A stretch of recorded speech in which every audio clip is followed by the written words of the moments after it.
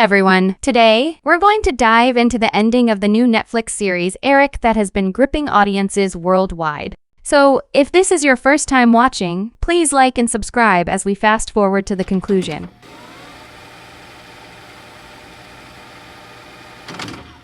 What happened to Edgar? In the final episodes, the mystery of Edgar's disappearance begins to unravel. It is revealed that Edgar hadn't been kidnapped but had followed Yusuf into the underground tunnels. Vincent has followed Edgar's map to the sewers but is a slave to his addiction and picks a cheap high over his son. But Eric gives Vincent a rude awakening. When Vincent gets up, he sees Yusuf and recognizes Edgar's sketches behind him. Yusuf gives Vincent a serving of the cold, hard truth, and finally gets into his thick skull that Vincent was the real monster that Edgar was afraid of for all this time. And when Yusuf can see the remorse in the shell of a man's eyes, he tells him to follow him to the place where Rhea was supposed to take Edgar. But he can't take him all the way, as the police is cleaning up the city and is about to catch up to them. Eric taunts Vincent for being an awful parent, and the two of them get into an imaginary fight. Meanwhile, Mikey took off the gloves and is on a warpath. With proof on who is responsible for Marlon's death, he is making arrests all over the city. At the same time, he gets the news that a body has been found. It appears to be Rhea's body wearing Edgar's jacket. The little bugger is still alive and kicking, and he really wants to go back to his mother but is still more than afraid of his father. Vincent wakes up from his partially drug-induced and more so mental brawl with the monster inside of him and climbs out of a manhole opposite the Lux. He notices a stream of homeless people heading to the park to protest the city's ideas of cleaning up instead of helping. So he runs to the Good Day Sunshine studio and borrows the full-body Eric costume without asking, telling somebody or paying for it. Then, after putting it on, he makes a stroll towards the park. Vincent climbs up on the stage and demands the crowd's attention to make one desperate plea to his son, so he can finally let him know that he is willing to change and that he realized that he was wrong all along. Edgar is watching the TV from inside a diner as Vincent challenges his son, "Race you home." But when he is just about to win the race, Vincent stops, remembering the words that made him a bad father all along. You never let him win.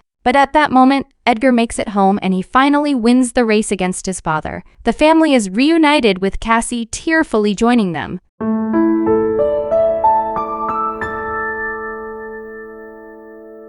But what happened to Marlon?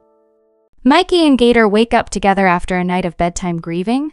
It's clear that Mikey and Gator have a deep history beyond him, suspecting Gator of criminal activity. Gator smacked TJ into giving him the security tape showing Marlon's death, and he hands it over to Mikey for old time's sake. Mikey watches the tape. It's CCTV footage of the alleyway behind the Lux. He recognizes Marlon by the number 8 basketball jersey he borrowed from his friend and sees a mystery man. Marlon is performing mouth-to-wiener on the man when Noakes and Kennedy interrupt. Kennedy pulls Marlon away, while Noakes handcuffs the man. Kennedy throws Marlon to the ground, and Noakes starts kicking Marlon repeatedly. The footage is too much for Mikey, but when he looks back, he sees Kennedy trying to stop Noakes, who continues kicking Marlon until he's unresponsive. The mystery man is revealed to be Deputy Mayor Richard Costello. 2 garbage collectors then arrive and carry Marlon's wrapped-up body to their truck. Mikey tells Gator he's going to the station and gives him a rough time frame to leave before the Lux is raided. Gator tells Mikey to do damage and gives him TJ's little black book with client notes.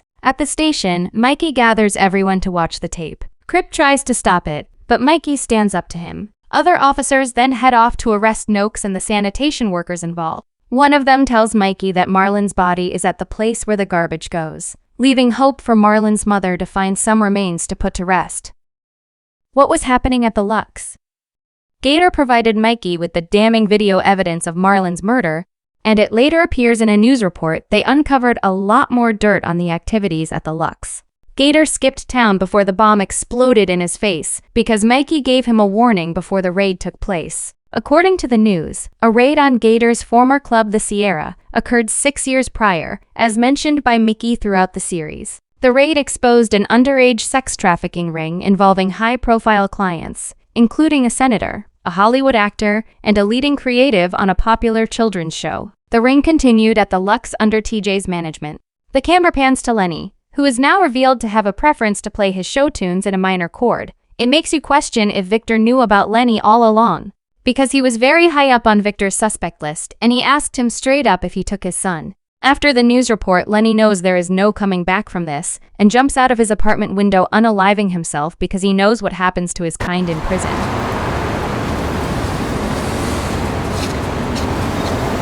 What happened to Vincent? After Vincent and Cassie are reunited with Edgar, Edgar finally falls asleep in his room. Vincent tells Cassie that he'll call when he's allowed family, implying he is leaving for a rehab facility. A few months later, Vincent meets his father in Central Park and seems to be in better spirits. Vincent recalls childhood memories of going to the zoo and having French toast together. However, he then tells Daddy that he no longer respects him. This sparks a reaction in him. He tells Vincent about the true history of Central Park, originally Seneca Village, a town built by a group of freed Afro-American slaves, which has been taken from them to build a park for the wealthier white people living in Manhattan. He says, "You don't have to respect it, but you can't deny it," calling it progress. Vincent responds, "Or theft," and then leaves to go to work. On the set of Good Day Sunshine, Vincent now plays Eric. He notices Lenny's policeman character still sitting at one of the tables. As the show starts, Edgar, a heavily pregnant Cassie, and Sebastian take their seats to watch. After the show, Cassie tells Vincent she'll pick up Edgar around 8, giving them some father and son time together. But Edgar wanders off, and Vincent searches for him. That's when Edgar appears on the Central Park Bridge set, wearing the Eric suit and mimicking his father's deep voice. Vincent is overwhelmed with emotion as his son approaches, pretending to be Eric. They begin chatting, and as the camera pans away, we see the Eric delusion that has haunted Vincent quietly watching from the stands above. So what was the show's underlying message? Honestly, I went into it expecting a PG version of the sci-fi series Happy, and it took me a couple of episodes to realize that Eric was going for a different narrative. The series does not shy away from the difficult topics we are still struggling with till this day, topics like racism. The police clearly put a lot more effort into Edgar's investigation opposed to Marlon's. The stigma around being gay. With an 80s theme, the series, Eric is right in the middle of the period where people were afraid of AIDS, a mysterious disease at the time, and the only connection people knew was that men who date other men are spreading it. They show the difficulties of the day-to-day life, where people have to hide their true feelings and can't show the world who they truly are. Eric's ending makes an appeal for society to change for the better, in tune with the Leo Tolstoy quote, "Everyone thinks of changing the world, but no one thinks of changing themselves." See you next time.